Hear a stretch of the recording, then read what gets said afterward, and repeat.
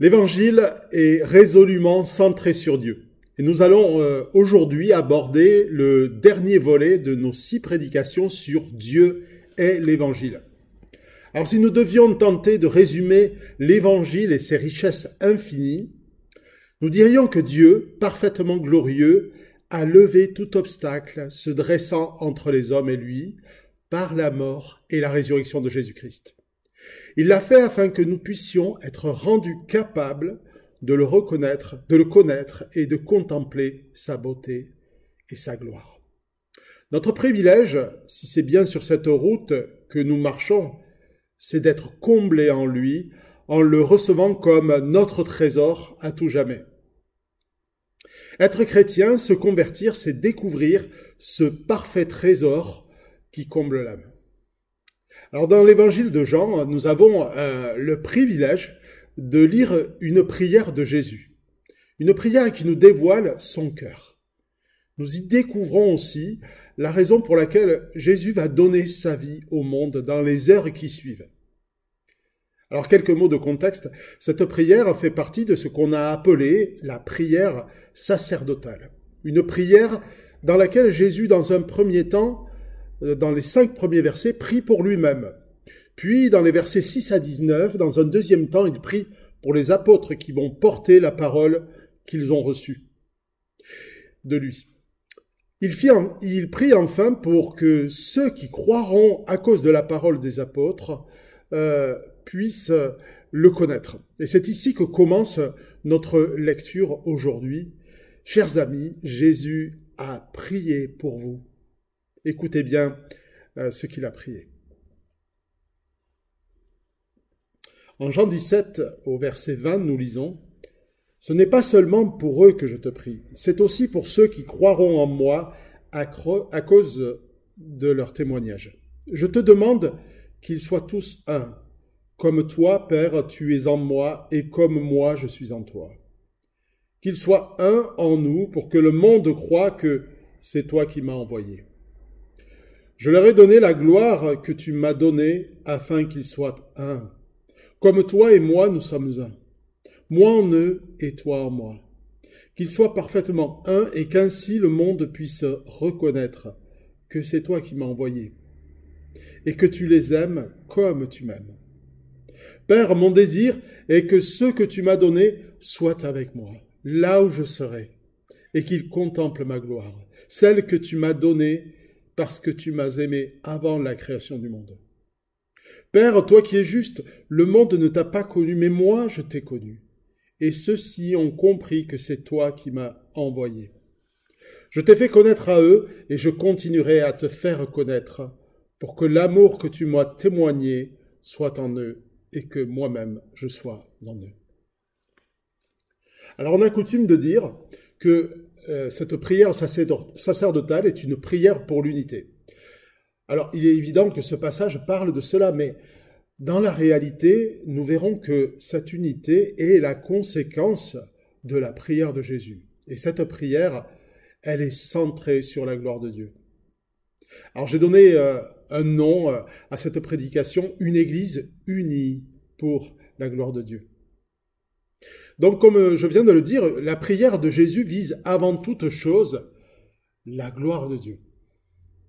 Dans les versets 1 à 5, Jésus commence sa prière par une demande, celle que lui-même soit glorifié et retrouve la gloire qu'il avait auprès de Dieu. Au verset 1, « Fais éclater la gloire de ton Fils, pour qu'à son tour, le Fils fasse éclater ta gloire. » Alors la gloire, nous en parlons beaucoup dans nos cultes, mais sait-on de quoi il s'agit? Alors je le rappelle, en hébreu, le mot se dit kavod, c'est le poids. Une personne pesante, c'est une personne glorieuse. Pourquoi? Parce que, contrairement à notre époque, une personne grosse, c'était quelqu'un qui était dans l'abondance, et donc quelqu'un de riche et d'influent. Et par extension, ce mot a revêtu le sens d'une personne de réputation qui pèse dans la société. En grec, la langue dans laquelle est écrit notre évangile de Jean, La gloire, c'est l'opinion, bonne ou mauvaise, que l'on a de quelqu'un, et donc la réputation. Dans le langage religieux grec, ce mot signifie l'éclat, la magnificence, l'excellence, la bonne réputation de la divinité. Donc la prière de Jésus est ici centrée sur la gloire de Dieu et sa propre gloire, sa magnificence, son excellence. Dans son humanité, la gloire de Jésus restait voilée. Ésaïe, 650 ans avant sa venue, avait dit de Jésus qu'il n'avait ni prestance ni beauté pour retenir notre attention, ni rien dans son aspect qui pût nous attirer. Ésaïe 53, verset 2. Dans sa sagesse, Dieu a daigné se révéler à nous dans l'humilité, celle d'un sauveur qui naît tel un enfant comme nous tous. Tout montrait en lui qu'il était bien un homme, mais rien en lui ne put attirer le regard afin que seule la gloire de Dieu, invisible, puisse être révélée à ceux qui croiraient en lui. Personne ne pouvait voir sa gloire par son apparence, sinon seuls ceux qui ont reçu sa parole. Et Jean a pu s'écrier à son sujet, en Jean 1, verset 14, « Nous avons contemplé sa gloire, la gloire du Fils unique envoyé par son Père, plénitude de grâce et de vérité. » C'est donc pour contempler la gloire de Dieu que nous avons été créés, chers amis. Au commencement, la parole de Dieu nous dit que Dieu a créé les hommes avec une dignité particulière qui le distingue de tout le vivant. Il les créa à l'image de Dieu. Un des sens de cette mystérieuse expression, c'est que l'homme a vocation d'être un vis-à-vis pour Dieu. Il crée en nous ce besoin spirituel, cette volonté d'appartenir à quelqu'un de plus grand que soi, ce quelqu'un qui me renverra une bonne image, une bonne opinion de moi. Une sorte de gloire, quoi. Mais en Adam, l'homme a cédé à la tentation d'être comme Dieu, et ce faisant, il ne regarde plus la gloire de Dieu, mais il recherche sa propre gloire. Les humains déchus ne peuvent naturellement connaître l'amour de Dieu. À plus forte raison, à notre époque saturée de ce concept de l'estime de soi. Nous sommes naturellement avides de ce que les gens nous renvoient une image positive. Et beaucoup de nos œuvres, de nos motivations, de nos réactions, de nos colères sont motivées par la seule recherche de cette gloire. Notre amour naturel repose plus sur le moi que sur Dieu. Et si nous n'en sommes pas conscients, nous risquons fort de créer de forts malentendus autour de nous et parfois aussi dans l'Église. La vision contemporaine de l'amour, c'est que l'on fasse grand cas de nous-mêmes. La conversion, a dit John Piper dans le livre Dieu et l'Évangile, la conversion, c'est de nous délivrer de la galerie des glaces où nous avons jadis cru trouver le bonheur. La conversion, c'est de nous délivrer de la galerie des glaces où nous avons jadis cru trouver le bonheur. L'Évangile permet à nos âmes de trouver notre joie en Dieu seul, non seulement en ce que Dieu pense de nous, mais joie dans ce qu'il est pour nous. Mes chers frères et sœurs, Jésus n'a pas prié pour votre estime de soi. Pourquoi ? Parce que cette estime de soi va vous mener sur le chemin d'Adam. Jésus a prié pour que vous puissiez voir sa gloire. Au verset 24, nous lisons « Père, mon désir, c'est que ceux que tu m'as donnés soient avec moi là où je serai et qu'ils contemplent ma gloire, celle que tu m'as donnée parce que tu m'as aimé avant la création du monde. » C'est le plus beau cadeau qu'il puisse nous faire. Et c'est bien pour cela que Jésus commence à prier pour que sa gloire éclate. Ce n'est pas parce qu'il est centré sur sa propre personne, mais c'est parce qu'il n'y a pas de plus belle chose, il n'a pas de plus belle chose à nous offrir. Car l'amour de Jésus n'a d'autre but que de nous offrir ce qu'il y a de meilleur. Et ce meilleur n'est pas une bonne estime de soi, ni que nous soyons réhabilités, respectés, que nous soyons glorifiés.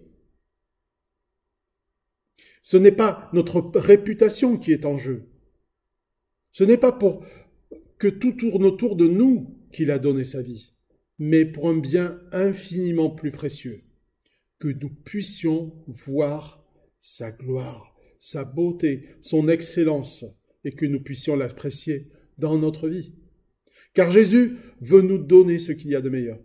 Jésus a dit dans Matthieu 5 au verset 8, « Heureux ceux qui ont le corps pur, car ils verront Dieu. » La vie chrétienne est faite de ces renoncements et parfois de ces épreuves qui ont pour effet de purifier notre cœur.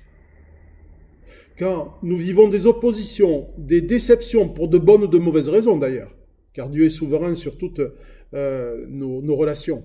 Quand nous vivons des offenses, notre réaction naturelle, c'est souvent la colère, la frustration, l'apitoiement. Mais sur ce chemin difficile, nous devons résister à cette tentation que l'on fasse grand cas de nous. Celui qui nous aime est plus grand que ceux qui nous font du mal. Et celui qui nous aime est plus grand que nos égaux aussi. Alors je voudrais vraiment vous encourager à suivre notre chemin, celui de l'abandon des griefs, au pied de la croix, pour nous confier dans un Dieu souverain qui nous est révélé dans sa parole. Jésus a prié pour que nous puissions nous délecter de la gloire de Dieu, que nous soyons épris de cette beauté spirituelle qui émane de sa personne. Ceux qui ont vu cette gloire ont appris à abandonner leurs fausses assurances, leurs fausses identités, leurs fausses opinions, leurs fausses justices, pour se délecter de lui. Ils trouvent leur joie et leur bonheur en Jésus et en ce qu'il est pour eux. Alors le deuxième point que je voudrais révéler avec vous aujourd'hui, c'est que l'unité dont parle Christ et pour laquelle Jésus prie dans cette prière, l'unité est le révélateur que c'est bien l'amour de Christ qui anime son peuple. Qui veut être aimé? Poser la question, c'est déjà y répondre. Mieux vaudrait plutôt demander qui ne souhaite pas être aimé. Nos chansons ne parlent que de cela. Les séries à succès sont souvent des histoires d'amour déçus. Et souvenez-vous de ce succès du groupe Rita Mitsuko, pour ceux qui ont mon âge. Les histoires d'amour finissent mal en général. Alors il y a un paradoxe entre un besoin qui semble vital pour la plupart d'entre nous, en tout cas, pour ne pas dire à la totalité, et la frustration qui s'ensuit si souvent. Dans le monde d'aujourd'hui, les couples sont souvent divisés. Est-ce parce que l'amour serait une utopie? Ou est-ce parce que Antoine de Saint-Exupéry avait raison lorsqu'il disait « Aimer », je cite, « aimer, ce n'est pas regarder l'un l'autre, se regarder l'un l'autre, c'est regarder ensemble dans la même direction ». Dans son livre « Les idoles du cœur », Timothy Keller cite un certain Ernest Becker, lauréat du prix Pulitzer, et cet auteur dénonce ce qu'il appelle la romance apocalyptique qui régit notre culture. Je cite cet auteur qui dit « L'amant, dans cette romance, devient l'idéal divin qui remplit la vie de l'autre. Tous les besoins spirituels et moraux se concentrent alors sur un individu. En un mot, l'objet de son amour devient un Dieu. Après tout, que cherchons-nous lorsque nous élevons notre partenaire au rang de Dieu? Nous voulons la rédemption, rien de moins. » Beaucoup de couples fonctionnent même sans connaître Dieu. Mais aucun amour ne peut survivre lorsque les partenaires placent des attentes trop élevées sur l'autre. Regarder l'autre, c'est voir un être limité, pécheur qui plus est, bien incapable de combler le puissant fond que Dieu a creusé au fond de notre cœur. Exiger l'amour parfait de cette personne, c'est mettre sur elle des attentes que seul Jésus peut combler. Alors je parle de l'amour dans un couple, mais raisonnons dans l'amour qui unit les frères et sœurs dans l'Église. De la même manière, on peut faire peser sur l'Église les mêmes attentes. On voudrait que l'amour fraternel soit sans faille, l'unité parfaite, que cette Église m'accompagne dans mes difficultés comme personne ne sait le faire, qu'elle subvienne à tous mes besoins, et surtout que cette même Église ne me reprenne jamais, qu'elle ne me dise jamais ce que j'ai besoin d'entendre et qu'elle soit toujours avec moi. Non seulement cette vision de l'Église n'est pas réaliste, mais en plus, ce n'est pas ce pourquoi l'Église a été faite. L'Église est un groupe de personnes nées de Dieu, spirituellement, au milieu desquelles chacun apprend au contact des autres à grandir à l'image de Christ. Elle est le lieu où Jésus se fait connaître à chacun. Elle est le lieu où nous apprenons à expérimenter l'amour de Christ. Notre prière nous rappelle aujourd'hui dans quelle direction nous devons regarder. Vers le modèle, Christ, image parfaite du Père, en qui Dieu a mis toute sa joie. Dieu est amour, et parce que Jésus est venu révéler le Père, tout ce qui sort de sa bouche, même les paroles les plus dures, révèlent en fait le cœur du Père et l'amour qu'il veut partager, un amour exclusif qu'il veut partager avec ses enfants. Dans notre texte, Jésus prie pour que tu connaisses l'amour. Mais pas le grand amour de ta vie, ni pour que tu trouves le partenaire idéal. Il n'a pas non plus prié pour que tes enfants te comblent d'amour et jamais ne te déçoivent. Il n'a pas prié non plus pour que ton Église comble toutes tes attentes. Il a prié pour que tu connaisses le même amour que lui-même expérimente avec son Père. Et il s'engage à cela par la prière. Je t'ai fait connaître, verset 26, je t'ai fait connaître à eux et je continuerai à te faire connaître pour que l'amour que tu m'as témoigné soit en eux et que moi-même je sois en eux. Jésus veut se faire connaître à toi, plus encore que tu ne le connais aujourd'hui. Connaître Jésus, expérimenter cet amour, c'est rechercher de tout son cœur à être comblé par lui. C'est être prêt à tout pour que cet amour ne soit jamais entaché d'infidélité. Tout en Jésus, cette prière y compris, dévoile la merveilleuse vocation à laquelle Dieu destine ses enfants.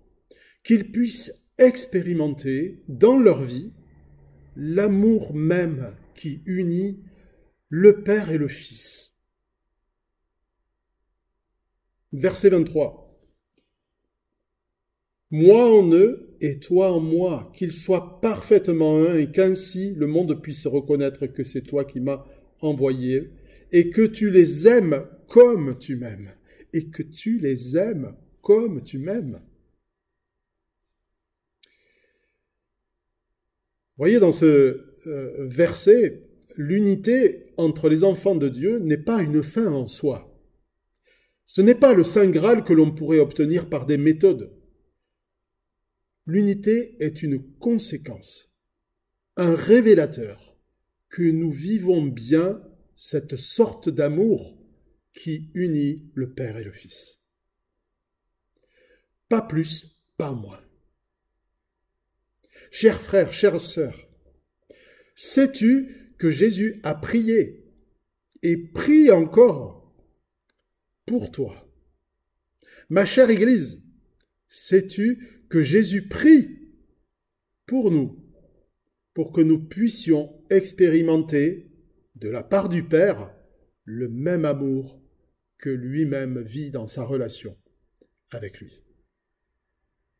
C'est cet amour qui a poussé Christ à toucher et guérir des lépreux, à se laisser laver les pieds par des prostituées, à se laisser insulter, à se laisser maltraiter, jusqu'à subir la mort sur la croix de la main même de ceux à qui il était venu sauver. Tout en lui ne poursuivait qu'un but, que nous, qui étions ses ennemis, que nous puissions expérimenter l'amour qui l'unit au Père. Voilà le carburant de l'unité. Par amour, servir l'autre sans rien attendre en retour, si ce n'est le plaisir de faire la joie de son maître. C'est ce que Jésus a fait. Le plaisir, sa nourriture, c'était de faire la volonté du Père. Voilà ce qui le rendait heureux, ce qui faisait toute sa joie. Et voilà le carburant d'une relation unie. Dernièrement, j'ai été repris. Alors, je vais vous dévoiler un peu de l'intimité de ma famille. Face à la tonne de linge qui s'amassait dans la maison, je me mettais en colère. Je me disais que Valérie ne travaille pas méthodiquement. Elle laisse traîner ou elle ne travaille pas assez vite. Alors ça m'énervait souvent. Hein. Jusqu'au jour où il me semble que le Seigneur m'a repris. Mais il m'a repris doucement, comme il sait le faire, pour m'enseigner une chose. Si le linge s'entasse, si ma chemise n'est pas repassée pour le dimanche, ce n'était pas la faute de Valérie. C'est parce que je ne faisais pas ma part. J'estimais que j'avais trop de travail pour prendre ma part. J'avais oublié que je devais être le serviteur de ma femme à cause de Christ. De la même manière, nous pouvons pester contre l'Église, ses responsables ou ses membres. Chaque fois que nous pensons que l'Église devrait mieux s'occuper de moi, devrait mieux me respecter, mieux me considérer, nous avons certainement raison. L'Église est en fait un groupe de pécheurs en marche vers la sainteté, et il n'est pas étonnant qu'elle ait des lacunes. Mais si mon Église n'est pas unie, ce n'est pas parce que Jésus s'est trompé, ce n'est pas parce que sa prière n'a pas été exaucée, ni parce que c'est trop difficile, ou ce n'est pas parce que Jésus ne m'a pas donné les moyens de le faire, ce n'est pas non plus parce que les autres n'ont rien compris. C'est bien souvent parce que je ne fais pas ma part et que je me plains auprès des autres. Et ce faisant, je ne regarde pas avec l'amour de Jésus. Et ce faisant, eh bien, je suis peut-être trop orgueilleux pour m'abaisser à la tâche de serviteur de l'autre. Alors, peut-être que nous servons l'une ou l'autre personne, mais servons-nous aussi la personne contre laquelle nous avons des griefs? C'est très souvent parce que je n'écoute pas Dieu crier à mon cœur que je dois pardonner, bénir ceux qui me font du mal, prier pour ceux qui me persécutent, ou ceux que je ne connais pas bien et que je crois qu'ils me persécutent. Bref, aimer, c'est souvent cela que le Seigneur me demande. Et il me demande de marcher sur le chemin de Christ dans ces manquements-là. L'amour, ce n'est pas de se regarder l'un l'autre, de regarder les autres qui ne sont pas à la hauteur de mes attentes dans l'Église. L'amour, c'est regarder Christ, qui s'est mis à mon service pour que je puisse expérimenter son amour. L'unité qui unit un couple, tout comme d'ailleurs l'unité qui unit une Église, est le révélateur de ce secret. Christ en nous, que nous admirons ensemble. Alors si comme Jésus l'a prié au verset 26, eh bien, il dit que moi-même je sois en eux. Si Jésus est vraiment en nous, il ne peut qu'éveiller au plus profond de notre âme le désir et même la joie. Jésus a prié pour que nous expérimentions l'amour qui l'unit au Père. Ceux qui expérimentent cet amour sont unis et font tout pour le rester. Alors nous avons vu que l'objectif de Jésus dans cette prière, c'est que les enfants de Dieu puissent contempler sa gloire. Le second point, c'est que, nous venons de le développer, les enfants de Dieu puissent expérimenter le même amour que Christ vit avec le Père. Et le dernier point pourrait tenir en quelques mots. Jésus a prié pour que sa gloire soit rendue visible au travers d'une Église unie. Et si Jésus prie pour cela, c'est parce que c'est l'œuvre de Dieu. C'est Dieu qui agit dans cette œuvre-là, et nous sommes les co-ouvriers avec lui. Nous nous imprégnons toujours de ce que nous admirons et contemplons. À force d'admirer quelqu'un, nous finissons toujours par lui ressembler et par changer. Nous adoptons parfois ses comportements, sa façon de parler, ou parfois même les convictions de nos héros. On ne sait pas trop pourquoi on le fait, mais on le fait parce que ce sont nos héros. En ce qui concerne Christ, plus de temps nous passons à contempler sa gloire et sa beauté, et plus nous sommes imprégnés de son amour.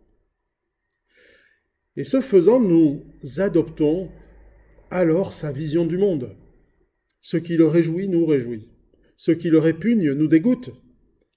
Et à mesure que nous le connaissons, nous apprenons à adopter son attitude. Mais cette transformation, ce n'est pas seulement le fruit de l'imitation, elle est plutôt l'œuvre de Christ en nous, celle de l'Esprit Saint. Jésus s'engage, nous l'avons déjà lu dans ce verset 24, Jésus s'engage envers ses enfants dans cette prière. Verset 26, pardon. Je t'ai fait connaître à eux et je continuerai à te faire connaître pour que l'amour que tu m'as témoigné soit en eux et que je sois moi-même en eux. Jésus fait connaître le cœur du Père et continue à faire connaître. Cette connaissance graduelle nous permet d'expérimenter toujours plus et toujours mieux son amour. Quand nous laissons Christ agir en nous, par sa parole, fécondés par son esprit, nous sommes transformés graduellement, de gloire en gloire, disait Paul aux Corinthiens. Et l'Église aussi sert à cela, pour que nous nous exhortions les uns les autres à suivre Christ. Plus cette transformation s'opère, et plus Christ est visible dans la transformation du caractère de ses enfants. C'est là l'œuvre du Père, du Fils et du Saint-Esprit qui agissent conjointement pour que ce témoignage soit évident aux yeux du monde. Une Église unie, c'est le doux témoignage de ce que chacun de ses membres sont réellement animés par l'amour de Christ et que Christ est vraiment envoyé du Père.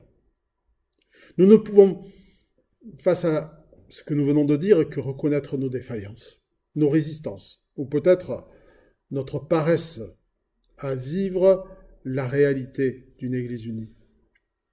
Si cette unité semble faire défaut dans nos vies, si nous sommes plus enclins à porter des jugements, à critiquer ou à nous diviser, alors nous devons reconnaître que l'amour qui unit le Père au Fils fait défaut dans notre vie. Dans mes lectures dernièrement, je lisais cette phrase qui est extrêmement vraie à mes yeux. Nous ne gagnons jamais à minimiser notre péché. Au contraire, si nous prions et revenons à Jésus de tout notre cœur, nous pouvons avoir l'assurance que Jésus est doux et humble de cœur pour celui qui vient à lui. Il nous accueille aujourd'hui et chaque fois que, par faiblesse, par manque d'amour, nous trébuchons en parole et en acte. Si nous reconnaissons nos manquements, Jésus est fidèle pour nous accorder le vouloir et le faire, afin de manifester sa gloire au monde. Alors priez, c'est ce que je veux faire avec vous aujourd'hui. Je vous propose de prier.